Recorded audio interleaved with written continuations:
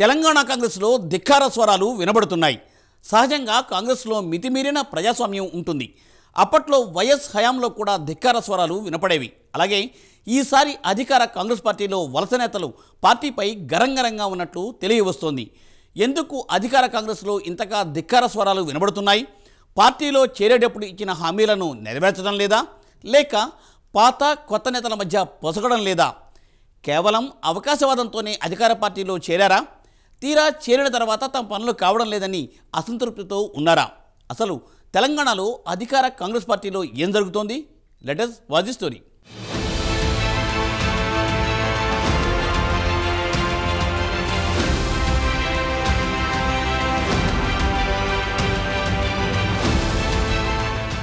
కాంగ్రెస్ పార్టీలో సహజంగా మితిమీరిన ప్రజాస్వామ్యం ఉంటుంది.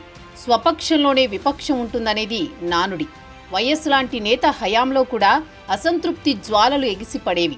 పంచాయతీ, సర్పంచ్ స్థాయి నుంచి మంత్రి స్థాయి వరకు ఎవరు ఏమన్నా మాట్లాడే అవకాశం కాంగ్రెస్ పార్టీలో ఎక్కువగా ఉంటుంది. అవసరమైతే ఢిల్లీ వరకు వెళతారు.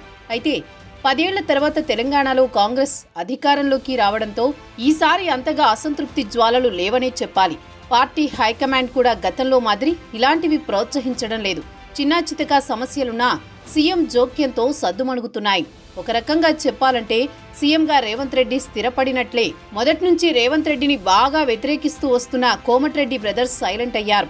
రేవంత్ రెడ్డికి పోటీగా భావిస్తున్న ఉత్తమ్ కుమార్ రెడ్డి, భట్టి విక్రమార్కకు రాష్ట్ర వ్యాప్తంగా క్యాడర్ను ప్రభావితం చేసే సామర్థ్యం లేదు. దీంతో ప్రస్తుతానికి రేవంత్ రెడ్డిని కానీ పార్టీని కానీ విమర్శించే వాళ్లు పార్టీలో లేరని చెప్పొచ్చు. కానీ ఇటీవల కొందరు ఎమ్మెల్యేలు ధిక్కార స్వరం వినిపించడంతో ఇప్పుడు చర్చనీయాంశమవుతోంది. పైగా గత శాసనసభ ఎన్నికల తర్వాత పార్టీలో చేరిన నేతలు ధిక్కార స్వరం వినిపించడంతో హాట్ టాపిక్గా మారింది.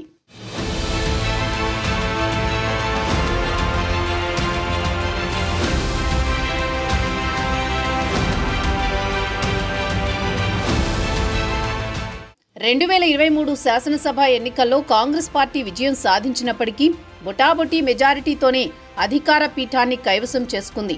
దీంతో అటు బీజేపీ, ఇటు బీఆర్ఎస్ నేతలు కాంగ్రెస్ ప్రభుత్వం ఎప్పటికైనా కూలుతుందని ప్రకటనలు చేశారు. ప్రభుత్వ సుస్థిరతపై అనుమానాలు వ్యక్తం చేశారు. ఈ క్రమంలో జాగ్రత్త పడింది కాంగ్రెస్ పార్టీ. రాక అధికారంలోకొస్తే ప్రతిపక్షాలు ఇలా మాట్లాడడంతో కాంగ్రెస్లో అలజడి మొదలైంది. ఎందుకైనా మంచిది, కొంతమంది ఎమ్మెల్యేలను వేరే పార్టీల నుంచి లాగేయాలని ప్లాన్ చేసింది. దీంతో ఆపరేషన్ ఆకర్షకు తెరలేపింది. కనీసం 10-15 మంది ఎమ్మెల్యేలను వేరే పార్టీల నుంచి లాగేస్తే గాని ప్రభుత్వానికి ఢోకా ఉండదని భావించింది. దీనికి తగ్గట్టుగానే శాసనసభ ఎన్నికల తర్వాత కొంతమంది, లోక్సభ ఎన్నికల తర్వాత కొంతమంది బీఆర్ఎస్ ఎమ్మెల్యేలు హస్తం గూటికి చేరారు.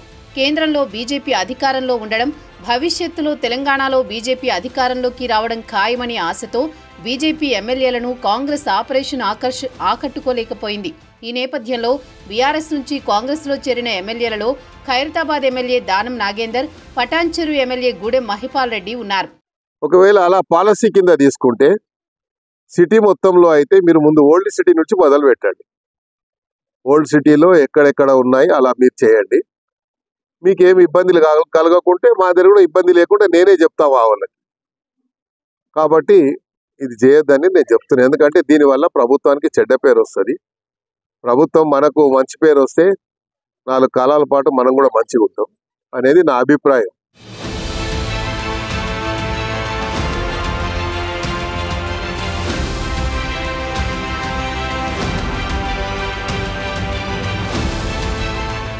కాంగ్రెస్లోకి వలస వచ్చిన ఎమ్మెల్యేలే తాజాగా ధిక్కార స్వరం వినిపిస్తుండడం ఇప్పుడు సంచలనంగా మారింది. ఈ విషయంలో దానం నాగేందర్ మొదటిగా అసంతృప్తి వ్యక్తం చేశారు. దానం నాగేందర్ కాంగ్రెస్లో చేరిన తర్వాత ఆ పార్టీ టికెట్పై సికింద్రాబాద్ లోక్సభకు పోటీ చేశారు. ఆయన పార్టీలో చేరే సందర్భంలో మంత్రి పదవి ఇస్తారని హామీ ఇచ్చినట్లు ఆయన వర్గీయులు చెబుతున్నారు. ఇంతకీ ఆ హామీని నెరవేర్చకపోవడంతో అసంతృప్తితో ఉన్నట్లు తెలుస్తోంది. ఈ కార్ రేస్ విషయంలో దానం నాగేందర్ చేసిన కామెంట్స్ పార్టీలో చర్చకు దారితీసింది. ఈ కార్ రేస్ హైదరాబాద్ బ్రాండ్ ఇమేజ్ను పెంచిందని చెప్పారు.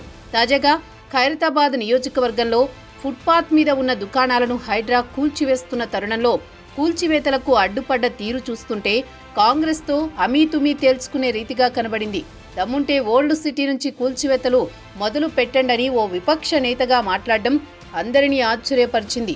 దీంతో నాగేందర్ వ్యవహారం చర్చనీయాంశమవుతుంటే మరోవైపు పఠాన్చెరు ఎమ్మెల్యే గూడెం మహిపాల్ రెడ్డి తాజాగా చేసిన వ్యాఖ్యలు పార్టీ శ్రేణులను అయోమయంలోకి నెట్టివేశాయని తెలుస్తోంది. కేసీఆర్ ఫోటో ఉంటది, ఇది కూడా తప్పేంటిది ఉంటే తప్పేంటిది ఇంట్లో ఇష్టం కూడా పెట్టుకుంటా లేకపోతే లేదు. కండువా కూడా వేసుకుంటలేరని ఒక ఆరోపణ చేస్తున్నారు. అవి మస్తు ఉంటాయి కండువలు, కండువలతో ఏ సంబంధం?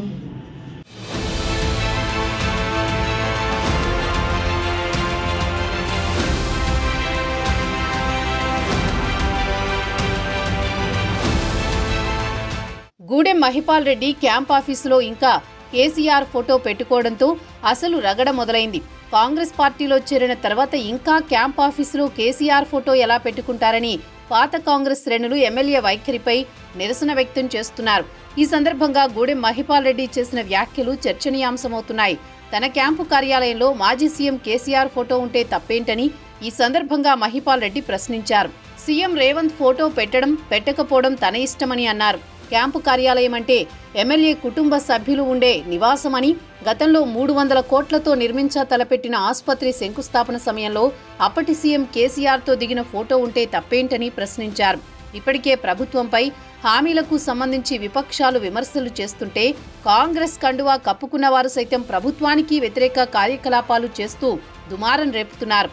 దీంతో ఇది ప్రభుత్వానికి ఇబ్బందికరంగా మారింది. నిజంగా వీళ్లు కోవర్టులుగా వచ్చారా అనే సందేహాన్ని హస్తం కార్యకర్తలు లేవదీస్తున్నారు. తమ సొంత పనులు చేయించుకోవడానికి వచ్చారని, తీరా అలాంటివి వీలు పడకపోవడంతో ఇలా పార్టీ వ్యతిరేక కార్యక్రమాలు చేస్తున్నారని కాంగ్రెస్ శ్రేణులు ఆరోపిస్తున్నాయి. ముందు ముందు ఇంకా ఎంతమంది ధిక్కార స్వరం వినిపిస్తారో, లేదంటే సీఎం కంట్రోల్ చేస్తారో చూడాలి మరి.